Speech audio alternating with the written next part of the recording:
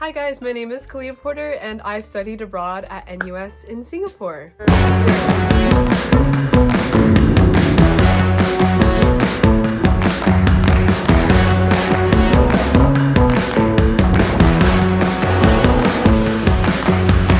Hey guys, so this is part 2 of the video talking about NUS, Singapore, and then just general travel advice. The original video I took was so long, we have to make a part 2, to avoid YouTube's video limits. And because I'm just a yapper, I just love to yap, and I just talk so much that the original video I took was 44 minutes long. Oh my god, what the that's hell? crazy. I'm just talking in a room to myself and I talked for 44 minutes. Am I okay? Am I okay? Am I sane? Is everything all right? We're not gonna get into that right now. What we are gonna get into is more advice, more experiences from my abroad program. I'm not exactly sure how much this video will cover, but let's get into it. Yeah. Okay, now we're gonna get into some logistics. First of all, packing. I would say when you're packing, definitely take into account the weather. The weather is very, very warm, very humid in Singapore, and while it is really hot and warm, you also want to be careful about being modest. I would say that people dress more modest than in San Diego, for example. I'll wear like a crop top and like tank tops and stuff, and not necessarily that I've gotten any issues with wearing that in Singapore, but I would say I feel more comfortable wearing more modest clothes, like a t-shirt or something like that. Pack clothes for warm weather that are also like, they also cover as well, which is kind of hard, and that's what I had to take into account a lot while packing. And I think I did an okay job, but definitely the clothes I used the most were t-shirts or like button-ups, kind of like flowy clothing, and for bottoms, shorts. I feel like shorts were really useful, or just like a flowy long pant is also very helpful. Another thing about packing is I definitely overpacked. You probably only need like a big suitcase and one carry-on max, so you don't need to bring too much. I will say also, at the beginning of the year or the beginning of your term, there are places that you can go on campus to get sheets, pillows, hangers, those essential items that you'll need in your dorm for either cheap or free even. So definitely keep an eye out for that, and that makes it easier so you don't have to worry about transporting stuff over. I think that's why I overpacked, is I brought sheets and a pillow and stuffed animals and all of that stuff that you don't necessarily need. And it's more of a comfort thing.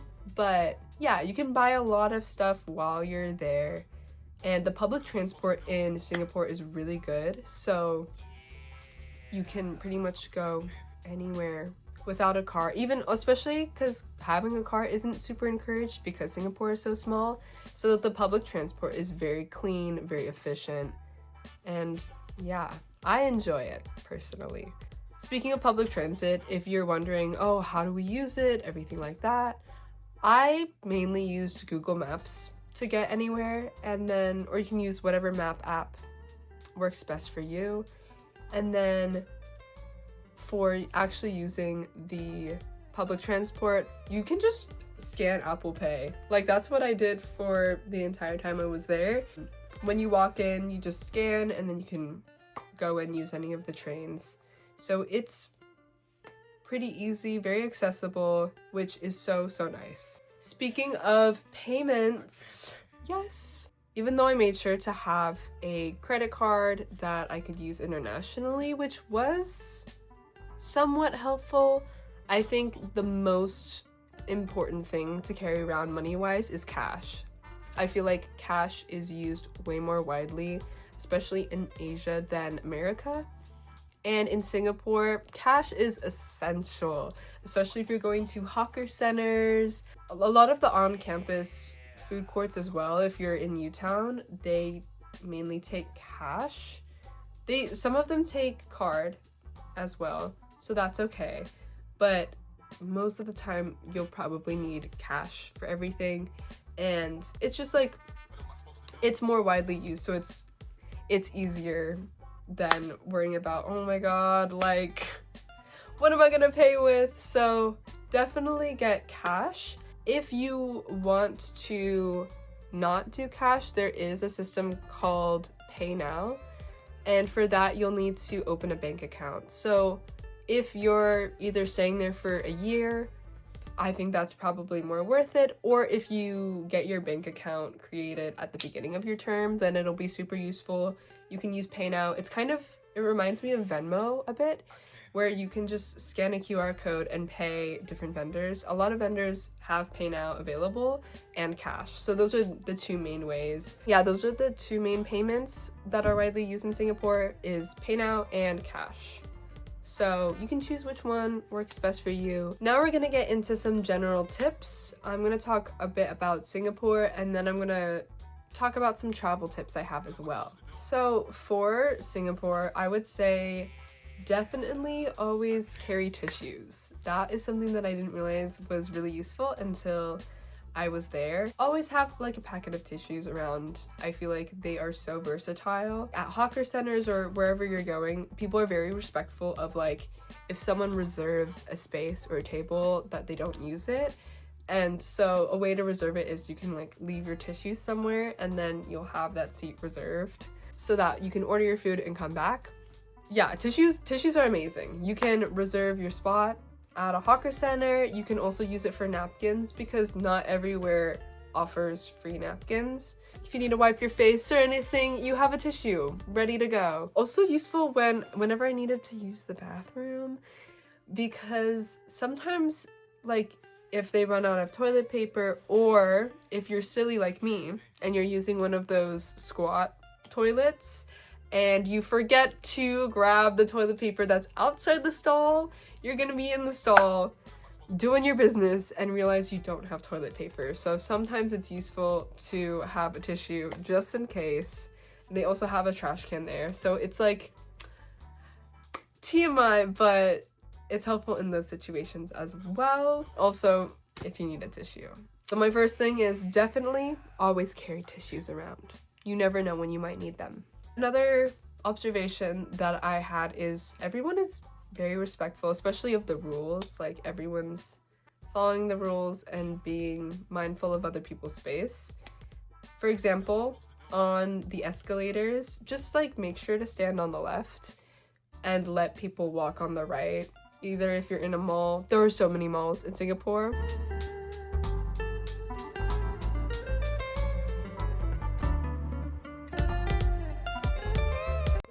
So you'll probably find yourself at one, but like at the mall or like on public transport, like if people are rushing to get to their train and you want to stand on the left side, and then you can walk on the right side. I was really surprised by how many people follow it, and it just like when everyone follows a rule, it makes it so much nicer for everyone. Like it's so nice to know that, okay, I have the space clear if I need a rush.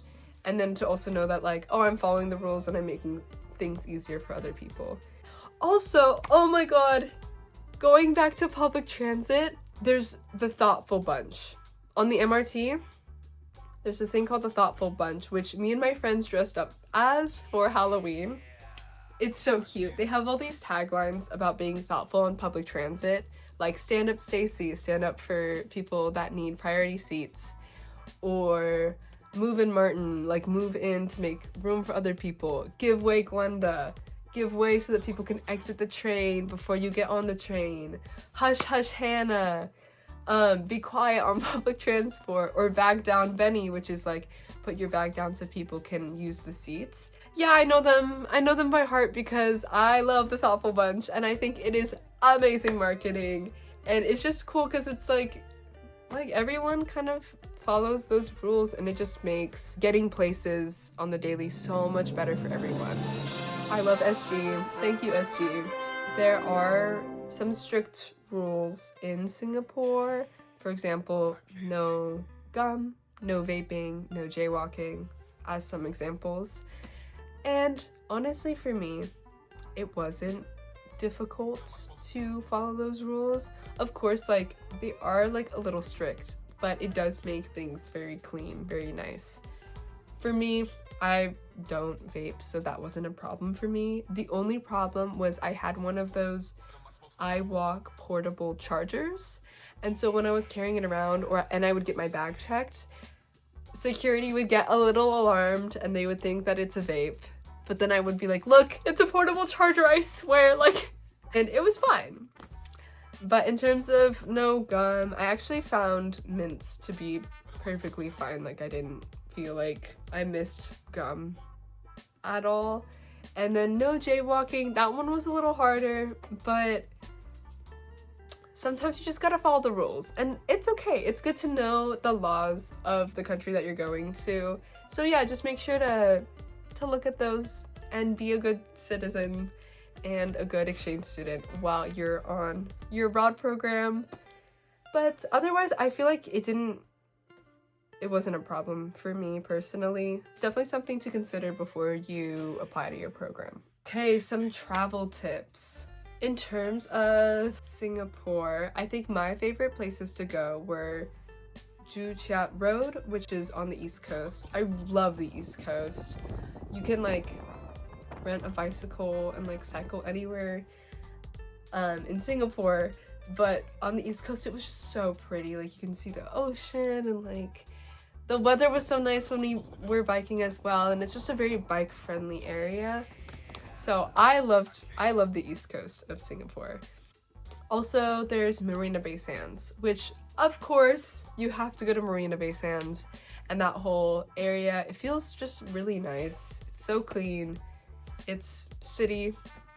It's giving city energy, and yeah, there's National Day takes place there, so if you want to celebrate National Day, you should go there. It gets super busy though, and you get to see Marina Bay Sands, and it's just so cool. And then there's also Bukit Timah, which I went a few times for hikes. It's more of a naturey spot in Singapore.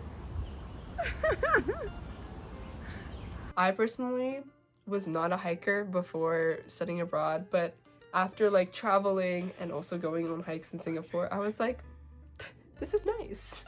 I like hikes. I get the hiking hype. Yeah, those are some of my favorite places to go. There's also Sentosa, which has like some beaches and stuff like that. And oh, also Universal Studios is there. I went once for their Halloween nights. Ready to take photos? Okay, let's go. Oh, diva, diva, diva. Diva, diva. Oh my gosh, this diva. So many divas! It's another diva. Oh, it's got two faces. That's the one Another diva. that was so fun.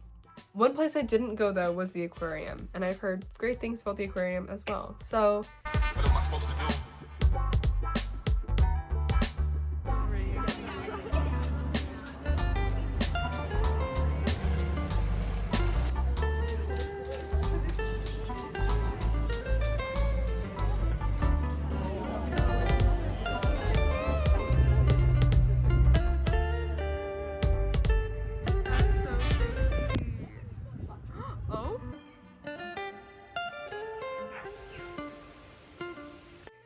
there's some fun things to do, a lot of sweet treats to get, definitely.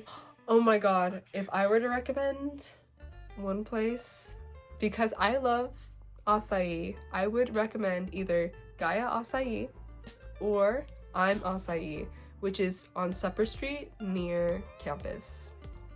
So if you're ever craving an acai bowl, those are the spots I go.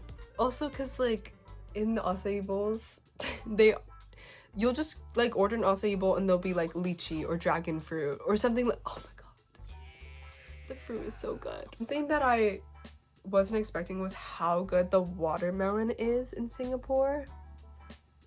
Even literally on campus, there will be watermelon cups that are delicious. Every single like cut watermelon that I've had in Singapore, so good. All right, that's it for part 2 of my advice about my study abroad program. We'll see if there's a part 3. Hopefully not, but there might be. So, see you in the next video. Bye, guys.